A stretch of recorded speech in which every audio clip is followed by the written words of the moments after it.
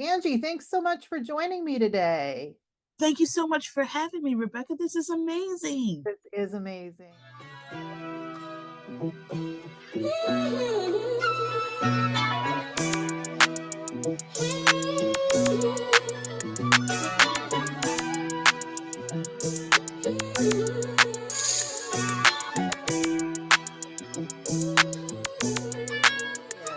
Tell us about your stroke and a little bit about your story with aphasia.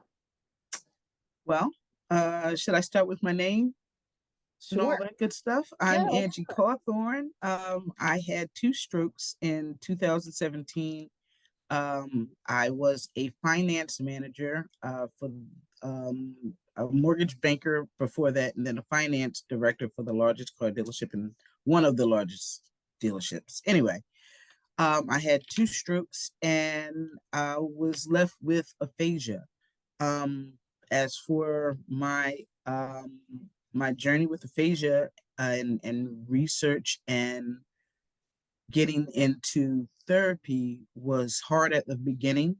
Just finding a clinician, and it was actually 2 months, I believe, before I even got to an SLP, just because of insurance and how things work.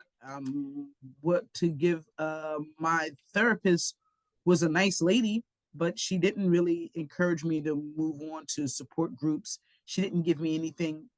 I didn't have any next steps. So I she had a flyer in her office. I took a picture of it and I wound up literally stumbling into that support group. And that was my lifeline that brought me into research and got me to realize that that was not the end of the road. That was actually just the opening of the door. Wow. So I went to my support group. I met some amazing people.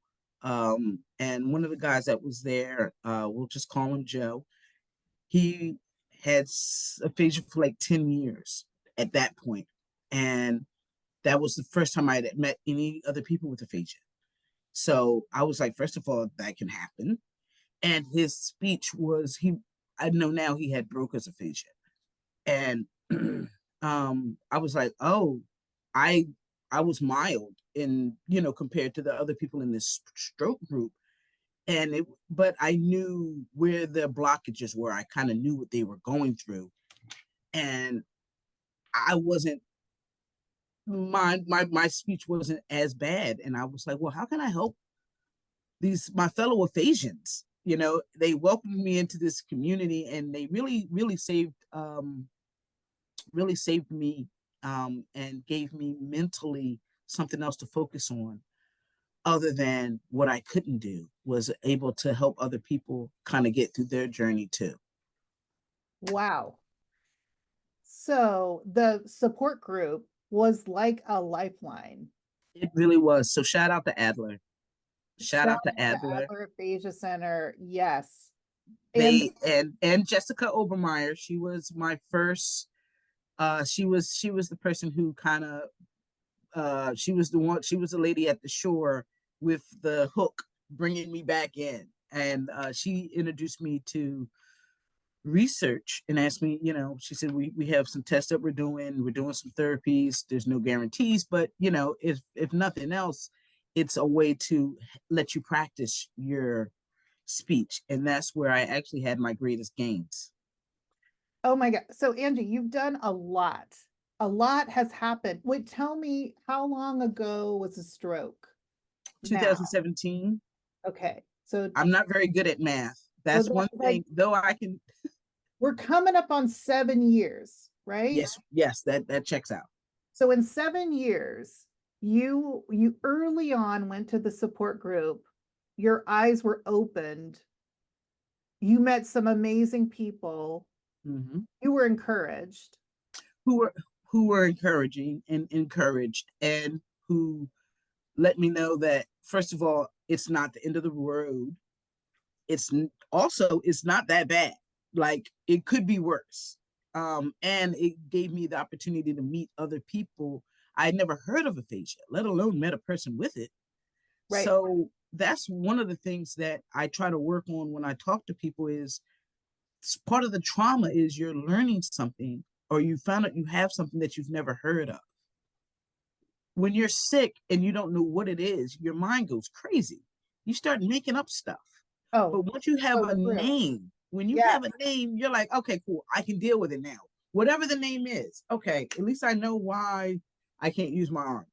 Or that I'm not crazy. Because when you have the thoughts in your head, but you can't get them out your mouth, that part, the aphasia kind of takes a back seat to all the other problems that you have while you have a stroke. Because these other problems are more prevalent. Because I can still think fine.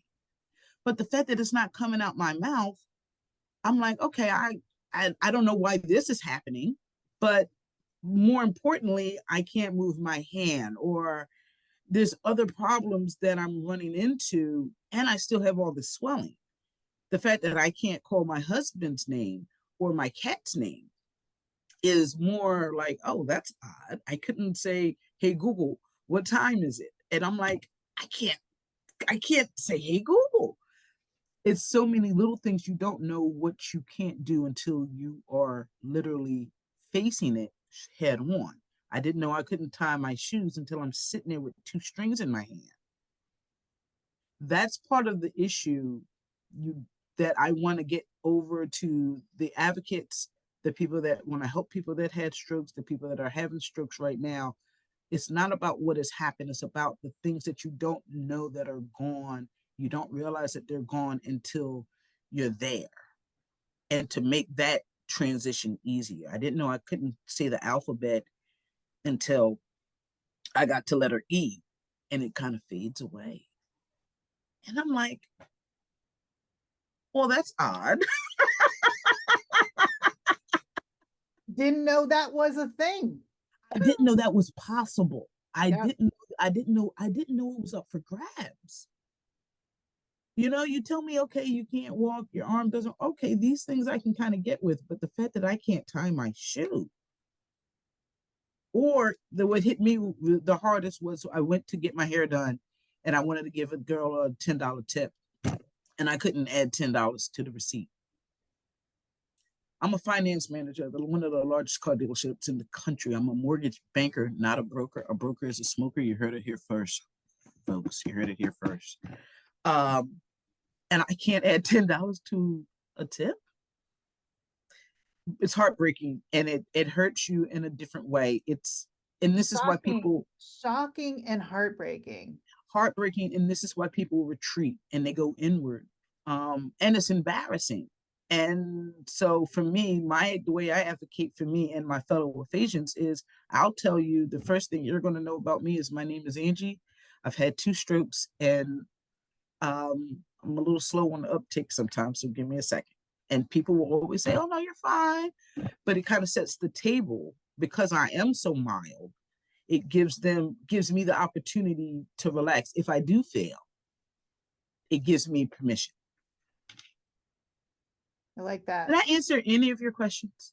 Yes, and I have yes, the plus, and I have 2 more. One Yes. is you've been talking about where you've been, where you started, but the way in which you're talking about it, it's clear to me or anybody that you have made big gains since the beginning.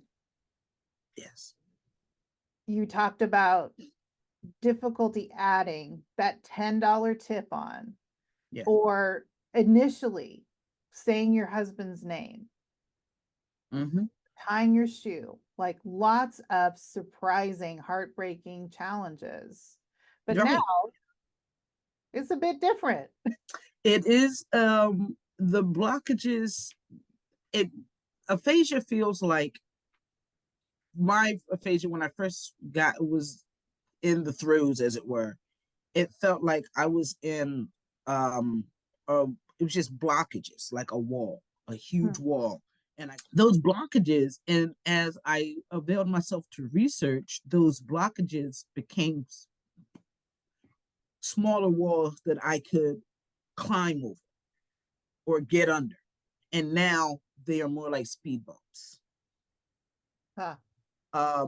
There are, if I know where I am, if I'm talking about something that is familiar to me, I'm good.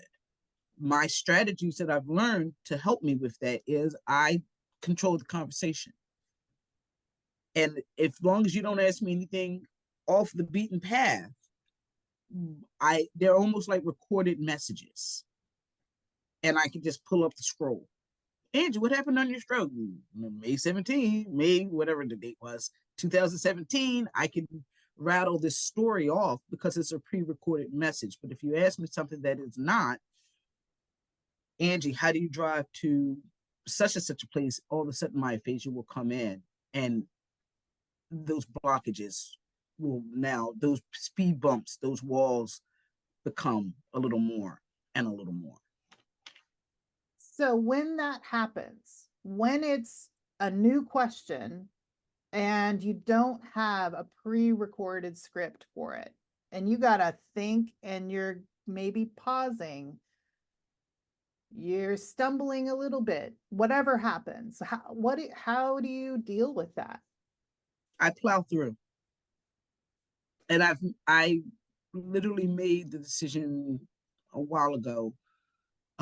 Also, made I learned where not to go. Like, and let me explain this. It's almost like I can feel if I try to do certain things mentally, it will trigger my aphasia badly. So I avoid those things. And I can feel it almost coming on like, okay, yeah, that's not okay. Like I can't, it's hard to explain, but it may be like if you're sneezing and you can feel the sneeze coming on, it's kind of like that feeling. Like Okay. you know you're gonna sneeze and you're like, oh no, I'm not gonna sneeze. It's like that. I can avoid a sneeze. I can avoid my aphasia the same way. And hopefully that makes sense. No, actually, I appreciate that description because I get it. I get what you're saying. Right. And Here's you my can't always, but sometimes you can. right. And I guess here's what I want to know from you. How do you, so you answer something, you couldn't avoid the sneeze, you've sneezed, you're struggling, but you keep going, Yes. right? And maybe you wish it was better, but it's who you are. Right. So I guess I can you talk about that? Like, oh well, I'm gonna keep going, and so what? I didn't say it the way I wanted to, but this is me. Yeah. I'm gonna keep going. Yeah, I can because it is a conscious decision. I do not correct my mistakes. And I made it that's because that's something that triggers me. So I learned if I say it wrong, you might just have to get it wrong and figure it out. And this is why I tell you I have two strengths and I have aphasia, and it might not be all that great. My community, and then, oh no, Andrew, you're fine. I'm like, okay, you think I'm fine? You sit here with me for about 20 minutes, you'll see what's up. Mhm. You'll be getting some of this. I used to also make the analogy, it's like sitting with your grandma when she has Alzheimer's and you haven't seen her for a while. And you're like, your cousin is like, oh no, grandma's fine, she's great. And you're like, yeah, you spend the night, you stay here all day. You stay here all day, you'll see. And it's kind of like that. Like for that 20 minutes, I can hang real good. Like this, we can do this all day. Who's hanging with Beck? I am. But it's just difficult at sometimes. So please tell me I answered your question because I've already forgotten the question. You're Oh, and I answering can all of the questions. and So I can and I can BS really well. That's so I'll just keep that's until somebody stops me. that's kind of a gift, I would say. Yeah, I it's would the say it's sales. a gift. It's sales. It's just sales. But there's two things that I keep coming back to, and you just put words with it too. One, you've made choices to keep going, to figure out how you can make things better for people with aphasia. You've made choices for that, and you make choices every day for that, for Yeah. yourself, but also for others. The second thing that I heard is you do not apologize. No, no, not It really. is what it is. You give people a heads up. Right, I have right. strokes and I have aphasia. And then from there, you said, I do not apologize. Yeah, I'm not correcting it, because if I try to correct it, that's when those speed bumps become small walls. Ah, The correction is the problem. the correction is the problem. Yes, for I me. that is that's an amazing perspective and something to think about. The correction is the problem. For me, the correction has is the problem. And I get that for someone else, the correction may not be the problem. Right, But I think that's really important to think about. Is the correction serving me? Or is the correction making me feel not great? right, Okay, exactly. make a decision. And it hurts at a level that is it is beyond hurtful. Like, the depression is so rich. It is deep. And if you have to have a try to adopt a champion type of mentality, a how you think about yourself, and I will go as far as to say how you thought of yourself beforehand may have a lot to do with your recovery as well. And people treat you badly when you can't speak, because they assume that you're not smart, and you are smart, or you were smart, but yet you really can't add $10 to that bill. So are you smart? You know what I mean? And they're like, oh, and it used to annoy me when my nurse, the lady who talked to me at first in the office, the speech lady. You're just as intelligent as you were before. Aphasia doesn't affect your intelligence. Don't tell me that when I can't add $10 to this bill. Don't tell me that when I can't tie my shoe. You can tell me that now. Angie, 7 years later, can accept that. And I'm like, yeah, I am. But when I'm in the throes of it, and I can't tell Google to tell me what time it is, or I can't call my cat, don't tell me I'm just as intelligent. And I know what it means, but I also know how it sounds and how it's received by a person that's in the deep part of that water. That's an important point. Intelligence, there's a lot of different kinds of intelligence. But when you're in the throes of, I can't call my cat, I can't add $10 to this bill, it Right, doesn't feel quite right. right, right, exactly. This, I mean, we're not even talking about the fact that your person can't read or whatever other um, neurological difficulties they're having, or that's the word I'm trying to say, begins with a C. When you're cognitive, Okay. it hits you in a cognitive way, and you don't know that, you just don't know that that's a possibility. Because they always tell you, you get it up here, they can't take from what's up, what's here. Once you learn it, you got it. But can you access it? Right. Because it's still there. But if I can't access it, I don't have it. Don't tell me you're a millionaire, but you can't go to the bank and get no money. Then you're poor. Yeah. Jot that down. It's recorded. So thank goodness. Okay, so let me ask you a kind of a different question. Okay. Talk to me about what inspires you? Especially since your stroke and the challenges that you've faced, surprising, heartbreaking challenges, but you've been inspired and motivated to keep going. People with aphasia, and dare I say, with, and forgive me, with real aphasia, inspire me. I have what's called mild anomia. Um, I have had, prior to therapy, deeper, harder, but I had it for a much shorter period of time.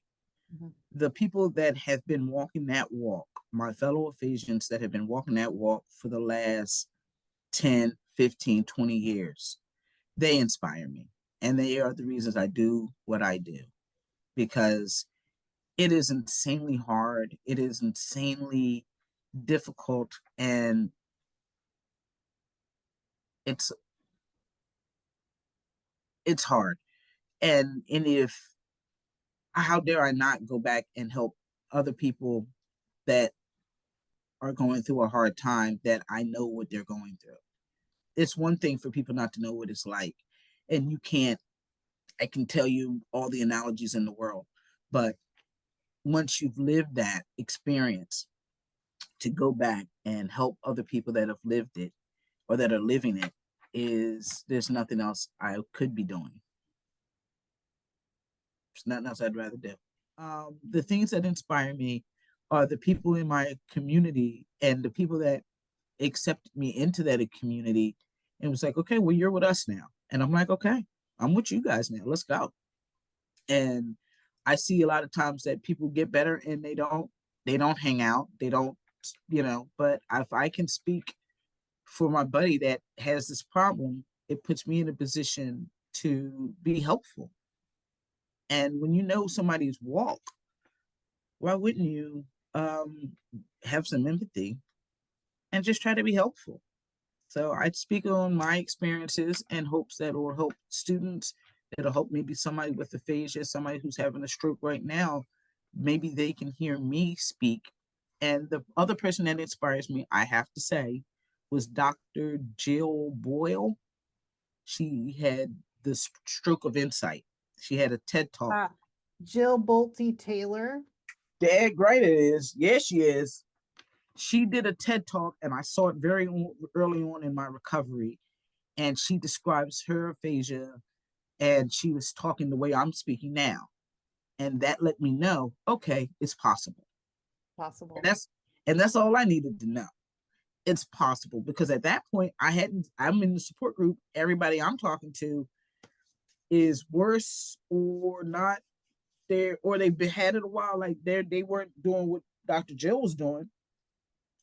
I heard her, and that's all I needed to know, is that, okay. And then I heard about something called neuroplasticity, and I'm like, I'll take 2 of those, please. Uh-huh. I'll have 2 with a cup of coffee.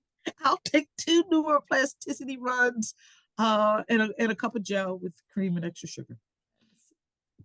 Tips. What do you want to tell, especially student clinicians or any clinicians, about working with someone with aphasia? Be kind. Be kind to yourself. Be kind to your client. Give them time. Try to talk to the person and regard them as an adult.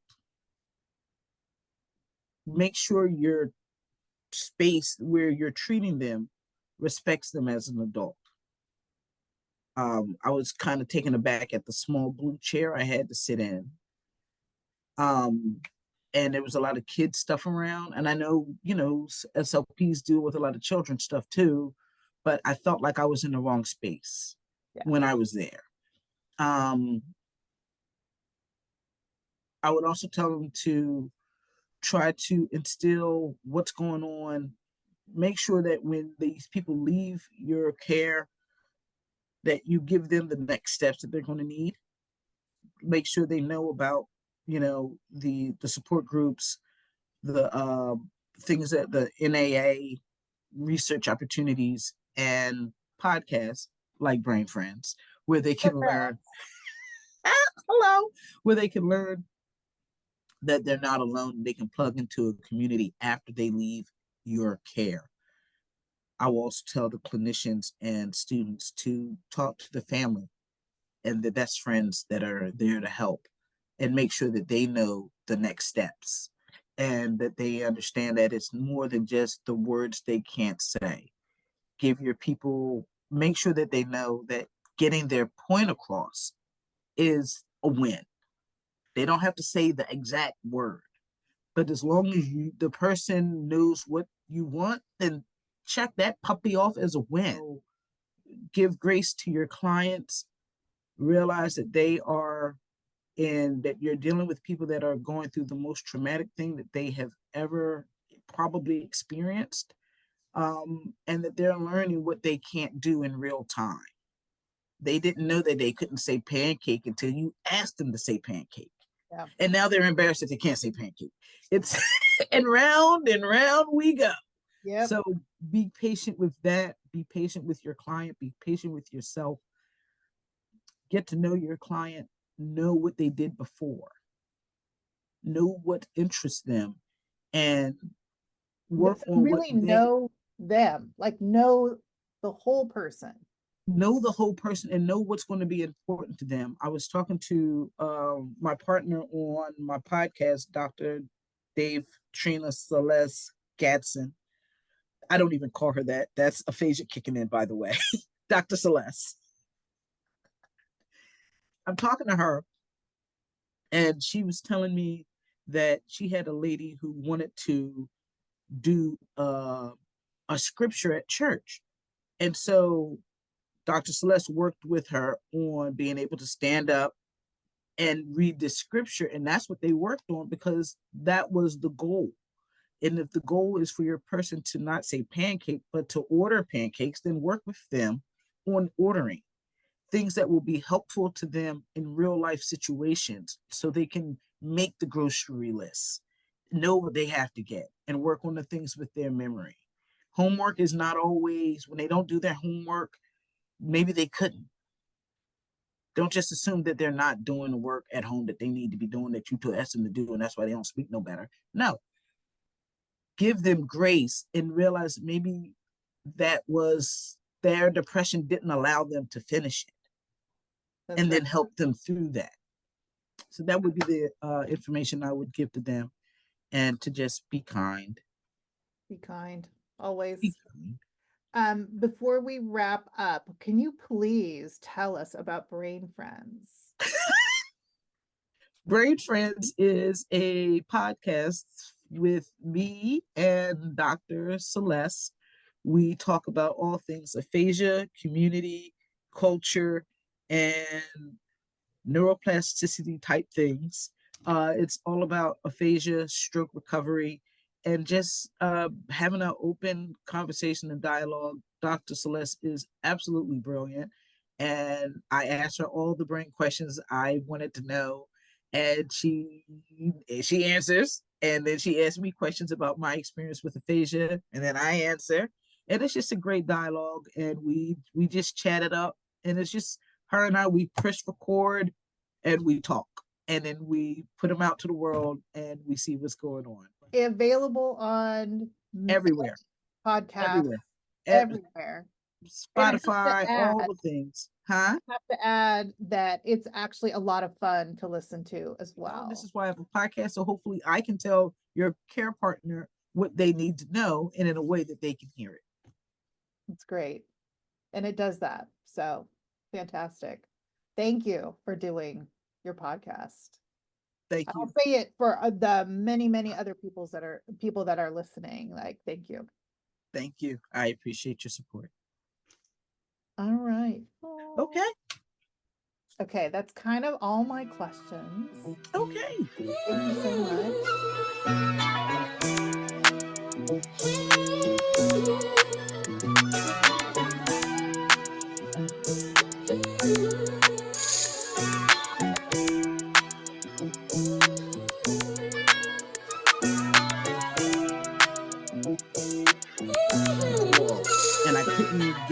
I couldn't go under it. There was no Parliament Funkadelic. I couldn't go over it. I couldn't go under it. It's a whole thing. It's a whole thing. So I couldn't, right? I can't get over that.